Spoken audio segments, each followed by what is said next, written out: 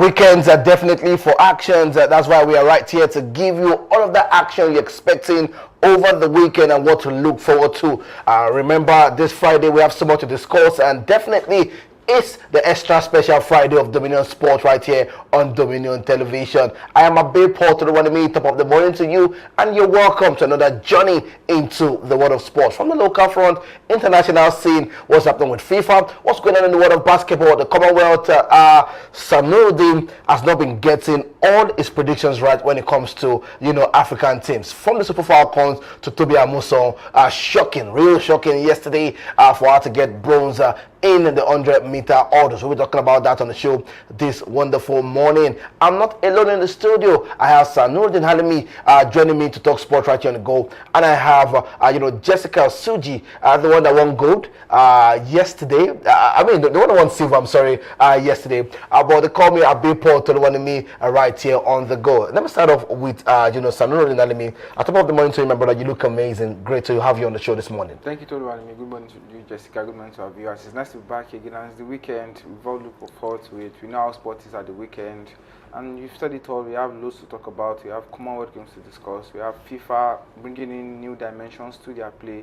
We'll talk about that and dissect that on the show. Basketball, the trades are still ongoing between teams. This is what we want to see. We want to see people strengthen themselves before the start of the new season, and there are stories flying around in the transfer scene, players moving out, both on the local scene and international scene. So it's nice to be back again. Let's do this and let's talk sports. All right. I want to ask you, have you gotten your cash from Jessica after the silver medal she got? I'm waiting for us to conclude the show. So she said we are going to get the percentage right. I'm not Jesus, I'm not God. Yeah, I'm not getting 10%, but definitely something is going to come out to my purse at the end of the show. All right. Let's ask the silver medalist Jessica Suji.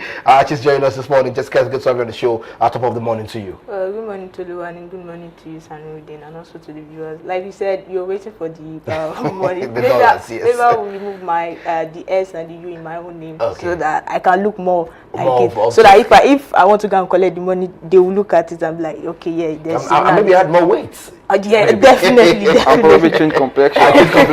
Definitely. Yeah, so there's so much to talk about. We're talking about transfer news coming out from the local scene up to the international scene, and also some preseason will be taking place tomorrow, and also the WAFCON taking shape. Nigeria will be playing their second match also from tomorrow. So there's much to talk about, much to dissect. So let's just get started and let's get the news updated. All right. I was expecting Jessica to ask if we're ready to blow the whistle. Definitely the whistle is set to get started. All right, let's take the stories coming through from the camp of Rivers United. Sanuddin has been back and forth with Alex Oyowa, but finally the move has been confirmed. Deal concluded last night after weeks of deadlock on the contract length. Sell-on clause no longer included with Alex Oyowa, now set to sign 1-year contract with Rivers United. That's the update we're getting. Parent club waived the clause to allow the move go through. Yes, if both parties didn't come to this agreement, it's going to stall on the move, and both parties will eventually lose at the end of the day. Not right for the selling club, not right for the player, and not right for the buying clubs. And now, very happily for us and very happily for both parties and all parties involved, they've sorted the misdemeanor in amongst themselves and now gotten it right. 1-year contract. This is what we want to see. We want to see proper documentation for our players and officials and everybody participating in the MPFL, and we are going through that step right now. Rivers United have their man, 1-year contract, no more sell-on, and a host of other stringent conditions that have made this move up bottlenecks before have been settled. So good one for both clubs, and congratulations to them. Good luck to them in their endeavors, and let's see what they have for us next season. All right, Jessica, let me ask you, how good of a player would Alex Oyowa be for Rivers United? It will be good, like you said. They have sorted out the dispute when it comes to offering one extension of the contract. So yeah, it will be a great addition and a great philosophy of mind when it comes to adding players like that. If you see how good a player is that you retain him. So I give him that 1-year extension is definitely something to look forward to. So I just expect the better, not the worst. So when it comes to clubs like this, when you're having a dispute or disagreement when it comes to this transfer window, proper documentation is needed for the fans to see, okay, this is where the club is heading to when it comes to their transfer updates. So yeah, it's a great addition. It will be something I'll see them looking forward to add to their team when it comes to the MPFL next season. Beautiful. That's the update coming through from the camp of Rivers United. Several clubs also are making great additions. Yesterday, Ansa Nuruddin took the story from the camp of Shooting Stars.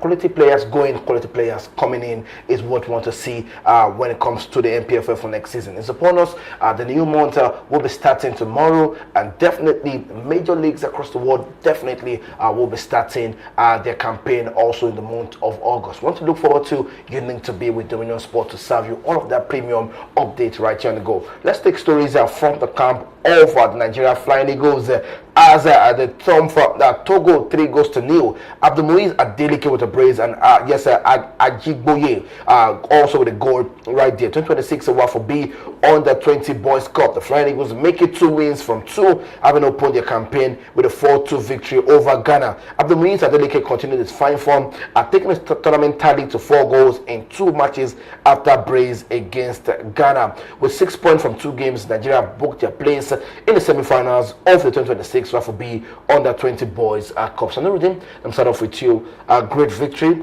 Abdulmuiz again, one ball you know so well, getting the brace again and getting on the score sheet. And I heard him speak how affluent of a boy he's on the pitch and off the pitch. Yes, he's definitely a brilliant guy. And when I saw the results because I caught the result of the game from his mom's WhatsApp story. Beautiful. So it was exciting to see. I had to rush down to social media and other news outlets to get the facts and write about the game. It was exciting to see. And after the last, you made a promise. I'm sorry to cut you. You made a promise to get Abdulmuiz. Definitely, we'll get him, and I'm working towards that. Very soon, we are going to sort out the bottlenecks surrounding communications and get him on the show via Zoom or physically just to talk about his journey into football. So. Last time out, after the game against Ghana, the coach spoke about him being one of the best strikers, youngest strikers on the scene in Africa, and definitely he proved him right last time out again. He scored the brace, 2 games, 4 goals. That's what you want from a talisman, and he's taking the team on the back of his neck right down to the World Cup tournament. So good one for him, great performance. I hope he keeps that up, and the team as well. Good chemistry between them. The bottlenecks that were in the game against Ghana, lots of concentration, getting pegged back twice in the game before they actually edged them in the 4-2 trailer in the first game. That was erased completely. They were totally dominant against the Togolese side and got the victory. 3 goals, clean sheets, proper performance. Good one from the boys. I want to ask you quickly, what are expectations for these boys' growth? I mean, the Flying Eagles boys. We spoke about it last week that these were not the same. The last edition, they were not the same players that participated in the World Cup. Can we see this growth transcend into that system? Yes, definitely. We need to set a lot of things in the grassroots. We've spoken about catching them young. On the athletics part of things in our sports, we are doing that significantly well. Yes, we are seeing teenagers making rounds in the world of sports for us, and definitely in our football, we've complained about the developmental stages for a very long time. Yes, we are successful on the World Cup scene, one of the most successful teams on the Under-17 World Cup, Under-20 World Cup, Under-23 Dream Team, by the national team. So our developmental stages, talent-wise, quality players-wise, yes, we have them, but nurturing them and giving them the right tools to turn them into world stars and progress them right from the Under-17 team down to the national team is what we've been lacking for a while. We are all in the Spanish national team right now, but the work of De La Fuente, grooming these boys right from the academies of their respective clubs and grooming them into world beaters and now current world champions is a model we can emulate. Treat these boys properly, keep the host of contingent of these star players or these great players, good players, keep them together, nurture them. Definitely you get 1 or 2 of them out of the competition on the long run and add 1 or 2 players or world-class players from outside that are currently not in the current setup. You mix them together and definitely you are raising a proper team. Now we have Under-17 boys doing very well for themselves. Let us put the proper conditions in place for them. I always mention health insurance. We've spoken about getting them a hostel and a training camp for the national team itself. Things like that to help bring these boys together more. Their diet, or every other thing that would serve as exposure for them to put them on the level of their counterparts everywhere around the world is what we should put in place for them to get the proper team out of them. I want to ask you, Jessica, do you agree with Sanuruddin on all of this measures he has put in place to see the growth of the Flying Eagles? Because it's been a long time we have seen the transition of the Flying Eagles team into the mainstream team. You can keep mentioning names, the likes of Kelechi Iheanacho, some players that you would have loved to see transition transcend the likes of the Nwankali Kali brothers. You can go ahead, but do you agree with that structure that needs to be in place to see the likes of Abdul Muiz transcend into the Super Eagles? Definitely, all the list of structure that needs to be taking place are very correct, because one thing I would say also that I would like to add to it is the head coach. Now we see some academic coach now they are being integrated into first team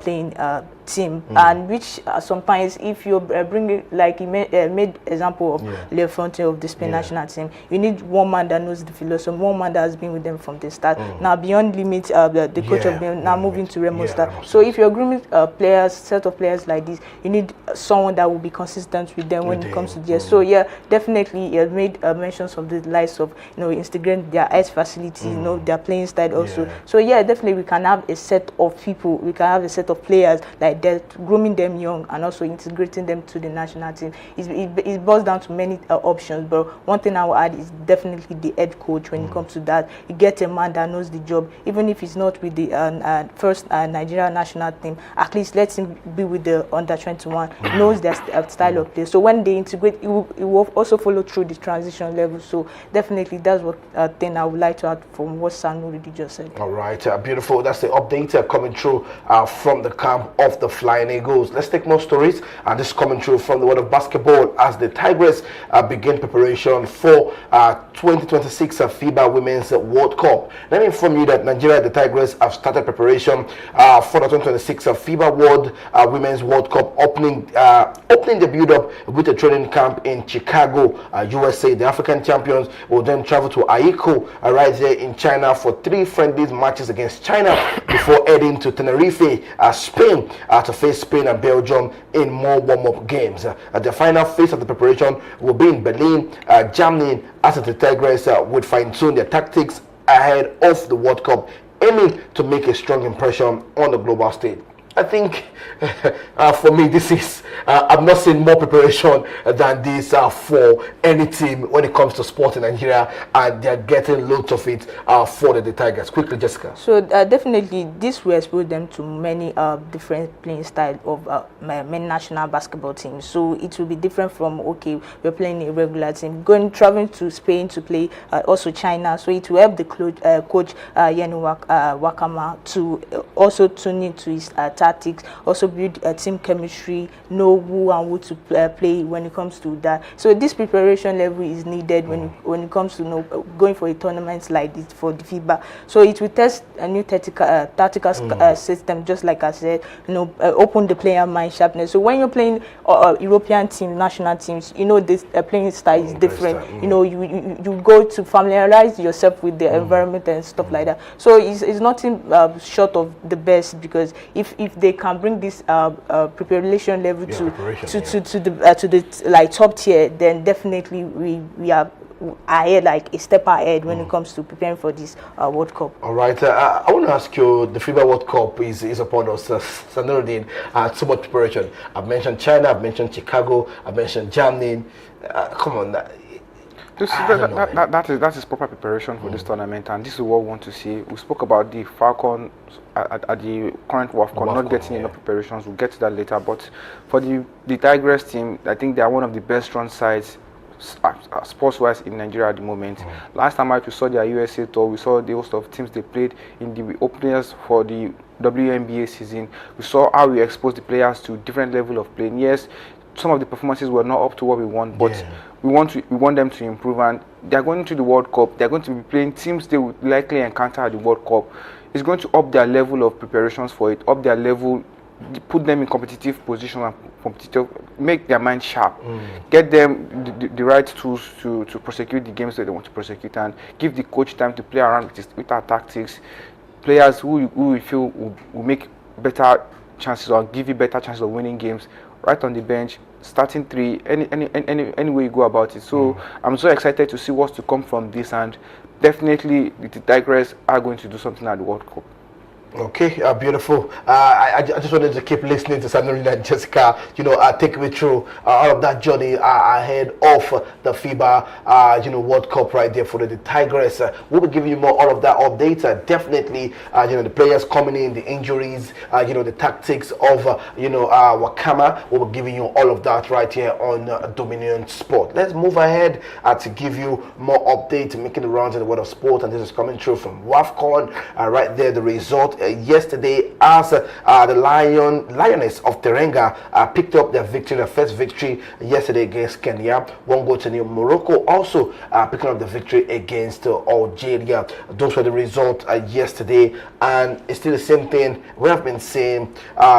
The publicity wise, all of that put together. Let's talk about the game yesterday, Sanuruddin. Senegal picking up the victory, Morocco picking up the victory. Yes, it was important for Senegal. After losing the first game to Morocco, they were underwhelming in their game against Morocco in the first game of the competition, and that's not what you want. But that's not how you want to go about your things. And Morocco, you expected them to be out of the competition as early as possible until the next round. 6 points in the bag now, dominating the group. All you expect from them. I know this is just peripheral for them. They get the chance to rest their players now and ahead of the knockout phases of the competition. So great performance from the Moroccan side. I expected nothing short of that, but the Senegalese side, they put their elves in the game now, stuck their neck in it and said, you are in for a fight. First points on the board, a clean sheet, 1-0. Yes, it's slender, but definitely it puts them on the map to get into the next round of the competition. So great performances from them. And you spoke about the publicity. We spoke extensively about it yesterday. Nothing has been done, and it's not going to be a miracle to turn things around for them. But the Moroccan national team, who have their fans in the country, gearing up the players and giving the atmosphere of the World Cup going on, I don't think anything is going to happen between now and end of the competition, except maybe significant measures are taken by the administrators, CAF, the host nations, and participating countries in shipping fans to the stadium just to save face and keep the atmosphere of proper competition going on. We are past the stage of 150 people in the stands watching women football. Everywhere in the world, the viewership has improved. Definitely, we have more stadium-going fans for women football, and the host of stars in these competitions are much more than the level of exposure or the level of viewership is getting. We hope things turn around as soon as possible, and let's look forward to the games over the weekend. All right, I want to ask you, Jessica, a fantastic victory for Morocco. Now, it's going to be a big battle for who, ties up to second place between Algeria and Senegal. For you, Group A has been exciting for you. Definitely, I expected the host nation, which is the Moroccan side, to be able to top the table. And for Senegal, they picked up this victory. Kenya stayed last bottom. So I feel for Algeria and Senegal, it would be based on who needs this more. Because if you're seeing, both have 3 points now on ground. So I feel like if they have been able to, for the Algeria side, they'll be able to capitalize on their first game, and also for the Senegal side. So definitely, it will boil down to who needs it more, who wants to go to the next stage, next stage or next round of the competition. So for me, if I'm to pick, I'll still go for the Senegalese side to be able, because now because sometimes it's not about winning marginally by 2 goals or 3 goals. It's when it matters, you win, even if it's a slender. As far you are able to protect it throughout the full time. So definitely, I'll go for the Senegal side to be able to top go second. Beautiful. That's the update coming through from Group A.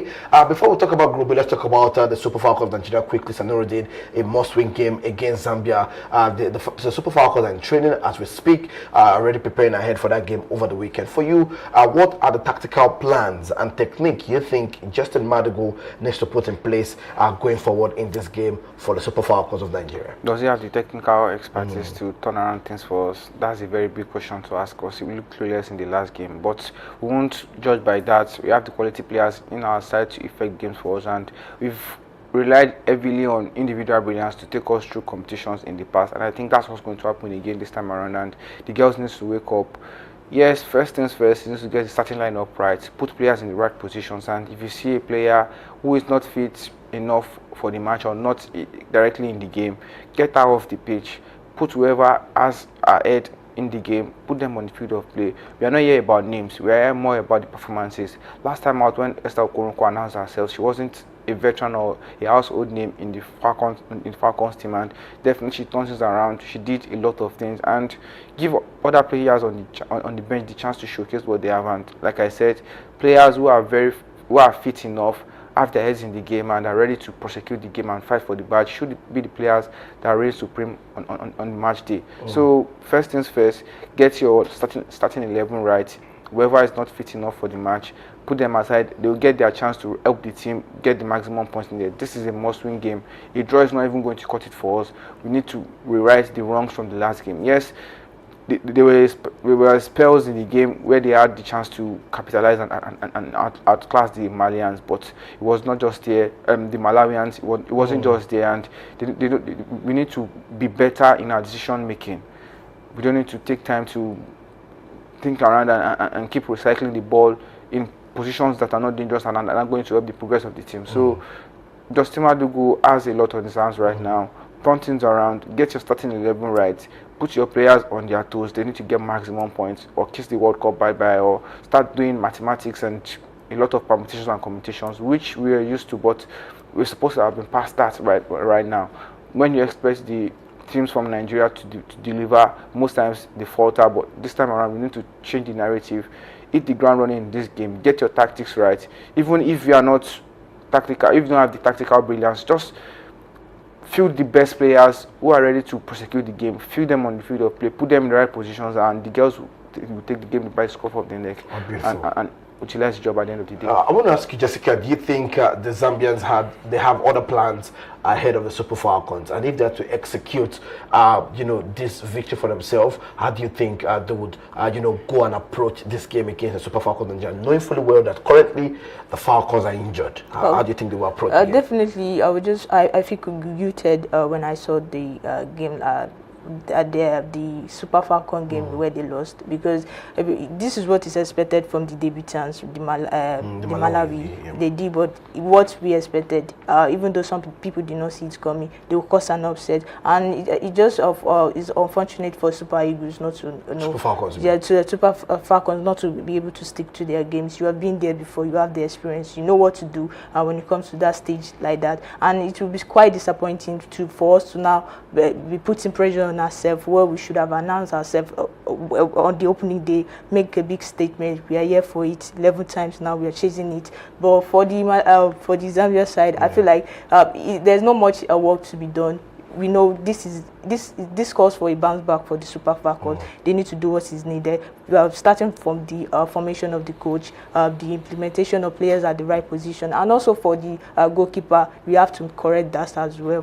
The last game, our positioning was just out of it. So these are the things that the Super Falcons need to look at. And if the Zambia side are taking note of this, so definitely, if we go into the match not correcting these errors, definitely it would bite us back, and it would be so unfortunate for us to draw that game or even lose it. But at the end of the day, this is what the Super Falcons need to do: read up their game, go back to the drawing board, note some errors down, and just like Sanuridin has said, let the coach integrate those people who are willing to play, even if it recommends bringing players at the later stage of the game when we needed them more, because sometimes coach will feel like, okay, I've bring out some top my first 11, then you wait till maybe 90 minutes, start making changes. That kills the game off. When the games need some changes, those players that are there to make some difference. So definitely, it's just up for Super Falcons to do what is needed. If they fail to do that, then we have ourselves to blame. All right, that's the update coming through from the game against Super Falcons of Nigeria and Zambia. You can drop your predictions ahead of that clash on Saturday, and 9 p.m. is the kickoff time for you to enjoy that one. Now, quickly, let's look at other games that's going to happen today. South Africa are going to play Ivory Coast, Burkina Faso against Tanzania. That's the game to look forward to. Thanks so much, my director and producer. Egypt against Malawi right there on Saturday, and Nigeria against Zambia also on Saturday. Those are the games for you to enjoy right there over the weekend. All right, we have more to look forward to right there, but before that, let me just give an update that we have more games to approach that one on Sunday right there when it comes to the WAFCON for you to enjoy. We have so much to look forward to. More teams would need to pick up a victory right there, and we're expecting more of that on the go. All right, let me just inform you that on Sunday it's going to be Ghana against Cameroon, Mali against Cabo Verde. Those are the games to look forward to right there on Sunday. Let's take more stories.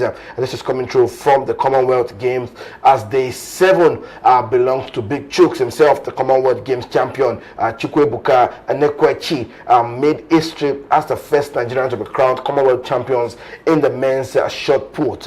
He struck gold, producing a 21.0 meter throw in the 5th round to clinch the title, a well-deserved win. Let me inform you that Tobi Amusan also picked up bronze, shocking, honestly shocking for the world. But she said in a statement saying, while speaking to the press in the mixed zone, she revealed that she had been dealing with pains from a very bad fall during the training camp. Amusan landed awkwardly and had pains in her knees, and she has been managing it in the coming Commonwealth Games. Also, she also had a slight, a slight hit on the hurdle while running yesterday. So all of that, put together made her even achieve a medal in the Commonwealth hadn't brought. In 2018, she picked up gold, 2022 gold, 2026 she picked up bronze. But she was all smiles yesterday. Toby Express and Chukwuebuka Enekwechi. You talk about consistency for one man. Every time we talk about athletics, we mention his name every time. Finally clinching the gold on the big stage, I think is one to go when it comes to Los Angeles in the Olympics. Yes, definitely. Consistency pays off. That's what you want to see. He's done it over time. He's been the face of athletics, shot put in general, for a very long time in Nigeria. He's been vocal about the challenges they faced over time, and right now he's been rewarded by getting the championship gold. At the Commonwealth Games. Very good for him. I was very happy for him to see him clinch that. And for Tobi Amusan, it was disappointing, but because we have gotten used to our excellence and brilliance, a bronze medal at the Commonwealth Games is definitely not a facade. With the problems listed, she has injuries going on. She still put herself to perform, and I'm very happy to see her get a medal for reward for representing the country. Other athletes would have said, I'm protecting myself, I'm taking time off this just to be back fully fit to prosecute meets and all, but definitely she did her best, got a bronze medal. Shocking, but we'll take it. It's definitely another medal on the board for us. And you're going to take it. Yes, definitely. It's a thing of joy, and putting us on the map every time she represents the green, white, green. Definitely is something we should appreciate and give her all the support. Wishing her quick recovery from all the injuries and mishaps that faced that leading up to the competition, and good luck to her in her future endeavors. I agree. You talk about putting us on the map has been Toby, also after the likes of Blessing of Pagari, doing that for us over the years, and and she really held it down. Multiple world records.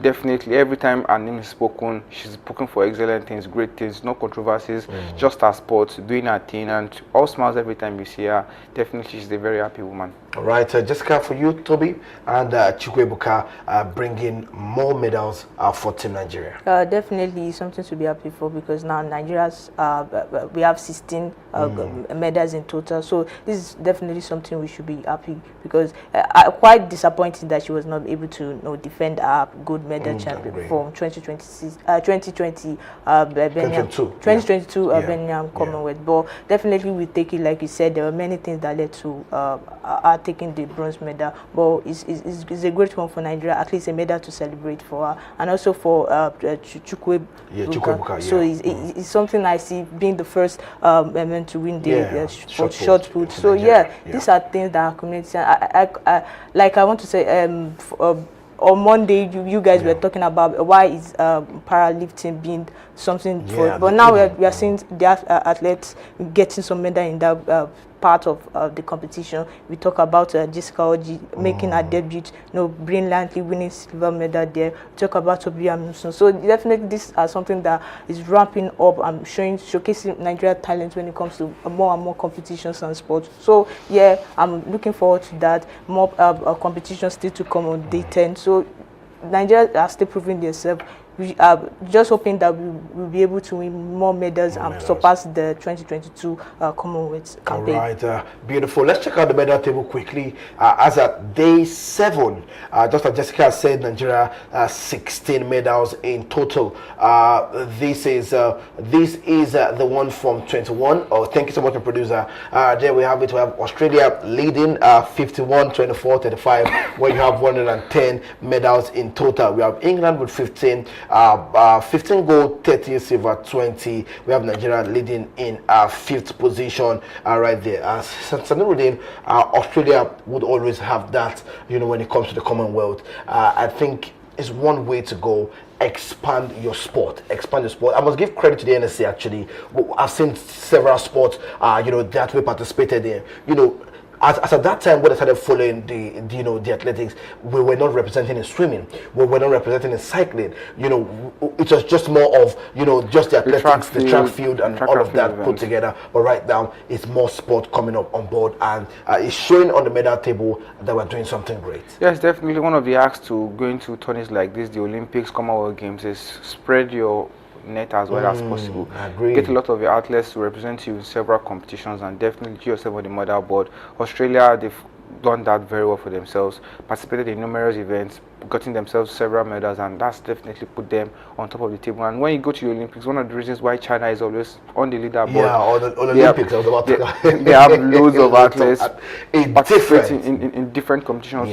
Name that sport you want, they definitely have someone preparing for it and ready to represent the colors of their country there. So, and for types of competition like this, it's more about the participation. Put your country put your flag on display, represent your people, show the world what is coming out from that place, and definitely everybody will celebrate you as a champion. And for Nigeria, I'm so happy we are getting a result from the efforts that we're putting into rejuvenating the athletics federation. And yes, we've gotten medals this time around. We can definitely do better. This has been a huge success for us, and still to come. We have loads of athletes participating in competitions today. There's the 4x400 medal relay. There's judo, there's javelin finals for our athletes to perform in today, and definitely that's to show you we have spread our net as wide as possible. We're getting inputs from several sports. It's going to help our exposure, going to put our athletes on the level of quality you want them to be and up their careers in general. So good one for NSC, good one for our athletes, wishing them success in future endeavors, and we hope we capitalize on this and we are getting proper ROI from the efforts we put in. Don't let's go back to the days of 6-7 sports, micromanaging our resources or trying to limit the amount of our fans or our athletes that we can get on the world stage. This has opened our eyes.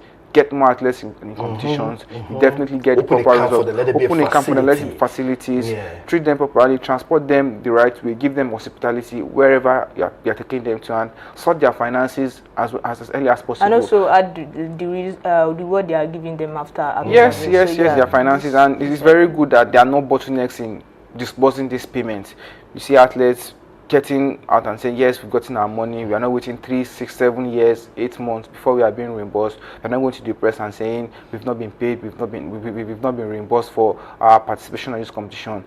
They've handled that part correctly. We have to give them kudos for that, but we don't want to go back to the days of reminding them of getting payments to the players, reminding them to set up committee that would oversee the welfare of these players in these various competitions that we're going to. This time around, I'm so happy we're not hearing negative reports about the Commonwealth Games, because in times past we've heard stories about jerseys being rewashed, not getting them proper accommodations and all, but this time around there are no such stories of such. Definitely something is changing in our sports, and we hope to improve on that and capitalize on our positives and not go back to the negatives. All right, definitely we hope not to go back to the negatives, but let me inform you quickly that what to look forward to today when it comes to the Commonwealth.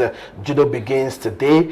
Just as I said, athletic finals dominate this evening with 10 medals to be won. We have Yesha Chopra going for gold in the men's javelin final. So we have all of that. When you look at it on the screen, you have all of that action coming up right there when it comes to the Commonwealth sport. Also, you look at day 10, the final day when it comes to the ceremony. We have bowls and para bowls happening right there on Sunday. That's going to be the closing day. We have judo, we have netball, we have the track cycling and para track cycling, and we have the closing ceremonies. That's all of the action that's going to come at the ending of the Commonwealth game. And just like Sanurina said, we have given so much accolade to the NSC and everyone in charge that took Team Nigeria on this stage. We want more of that. We want positivity to keep on going and not the negative side of things. Don't go back to default setting. Let it be all of that action going on the positive side of things. All right, let's move away from that and let's talk the story that has been buzzing across the world, and that is coming through from FIFA. It's been dragging, it's been back and forth, and UEFA also are having a strong standing against it. And let me inform you that UEFA said that we will hold an emergency meeting as a Thursday to discuss Gianni Infantino's FIFA Forward Enterprise proposal, which will place FIFA commercial and operation business into private equity backed with entity. Now, Infantino has written to all 211 FIFA members association, setting a September 19 deadline for them to support the proposal. Association that backed the plan will receive a one-time payment of $40 million. And let me inform you that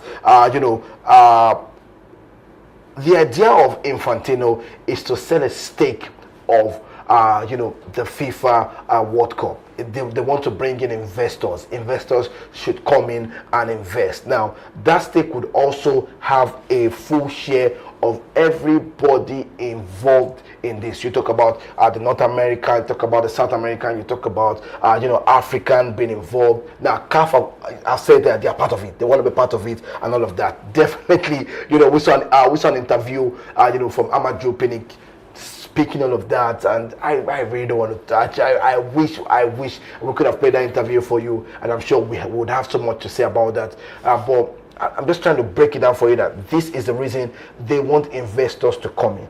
Now, the question now with Sanurudin and Jessica, if this investor come in, now, what do they stand to benefit? Now, we saw a little bit of that at the FIFA World Cup. We saw that. We saw what Donald Trump did with that system.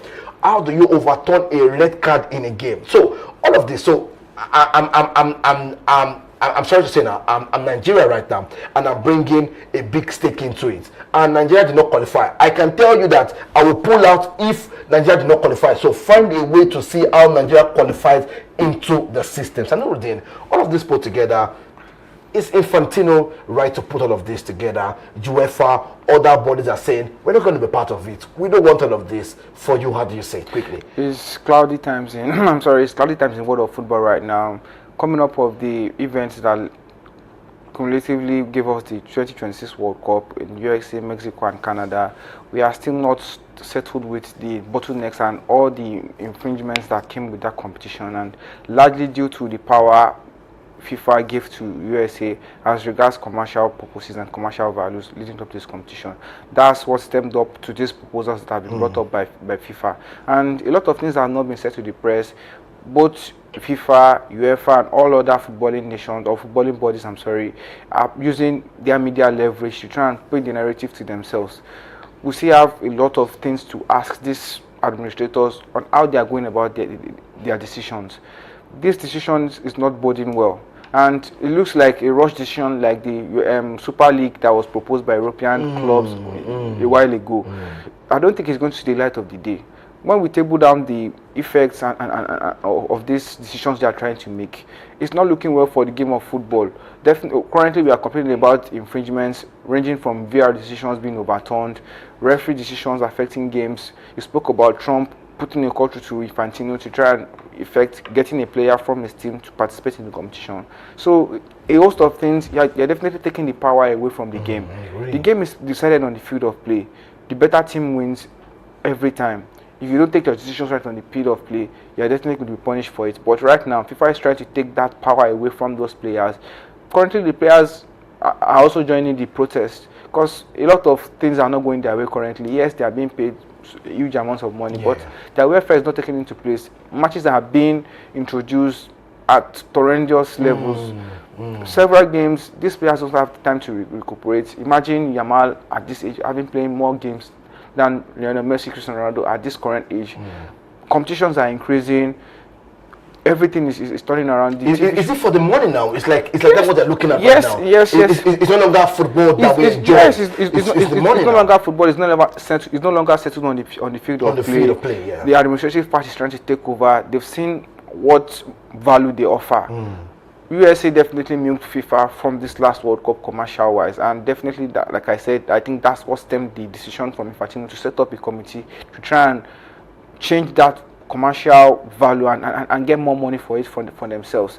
A host of the money they made commercial wise was not remitted back into FIFA. But yeah, I'm sorry to cut you short. I'm sorry, Sanuruddin, and Jessica will also come in quickly. I want to ask you now. They are saying that money that the investors are bringing in, Sanuruddin, it will go back to everybody to invest in their own sport where they are. So, for instance, as CAF has approved that they want to be part of it, a certain amount of money will come to Nigeria to say, okay, this, and we know what we have in Nigeria. We know all of the political side of it and all of that. I want to ask you, is it wrong to have investors come in to be part of a system like this? It's not wrong to have investors coming, but the packages and the incentives that would come on should not affect the welfare of the current structure of football.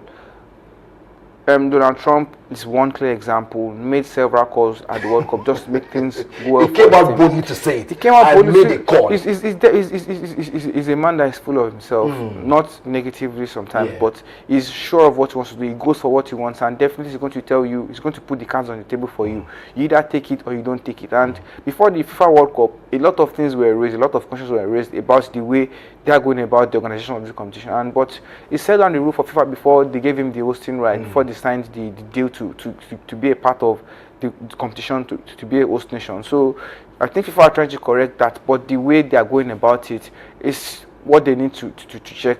And if nations are getting money, UEFA are not cool with getting that amount of money into their competition, because definitely know they will get things that will affect the decision of the game on their end. So it's definitely right for all administrators to protest. They need to go back to the drawing board, go back to the table, try and sort out the issues that are currently in this new model, which I know they'll definitely rebrand it.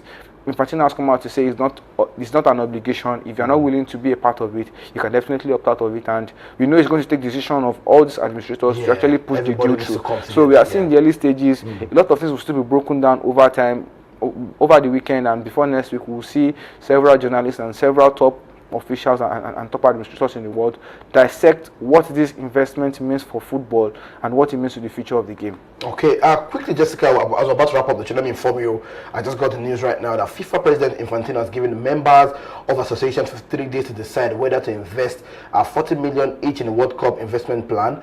Countries that choose not to take part would reportedly receive $10 million instead. Okay, now quick one. Let me also inform you that North and Central American Confederation, CONCACAF, have rejected Gianni Infantino's FIFA World Cup sell-off plan. Quickly, within few seconds. For me, this is the border. It's not about investing in this whole thing, buying the 20% stake. It's about the transparency, the fairness in it. We saw a glimpse of it at the FIFA World Cup, from the ticket price up to Trump intervention. So yeah, it's definitely boils down to the transparency. Just like I said, if you're selling, like he has come out to say, it's not about giving out the right and the country. It's just about making money and also putting it back to the to many other countries. Now it's also brought down to the other countries. We are saying you are going to share it. It still comes down to their football federation. If I would not like to speak about Nigeria Football Federation, let me make use an example of the Senegalese Football Federation, whereby the coaches, the players were not paid. This is not all about, okay, if you're making the game of football as a monetized way of making money back. It also boils down to, are we taking care of the more important things to look at to? If we're talking about the referee decision, sometimes the calls and everything, because if you are investing in something, if you're an investor, you're investing in something, there are rules that you want to make an advantage to you. So definitely to you. So, and I'm 100% sure those buying the stake will be Americans, those American countries who I would say their country is not known for football like that. So definitely it will play out in many games and field of play. So it's something I'll see many countries to oppose to. Even UEFA planning to boycott the plan. So yes, this is something. Like I said, if it's coming out to dispatch, that is not to give out controls or sell out of the right of it. This we are talking about FIFA. We are talking about the world stage, World Cup. This is not a club or World Cup, web or club football, whereby we see foreigners coming to invest in the league. We've seen how have downplayed the likes of Chelsea, whereby they will take the tradition, the love of it, turn into something where it comes to business alone. So I see it as something they need to think. In giving out the 58, how many days? Yeah, for 58 days.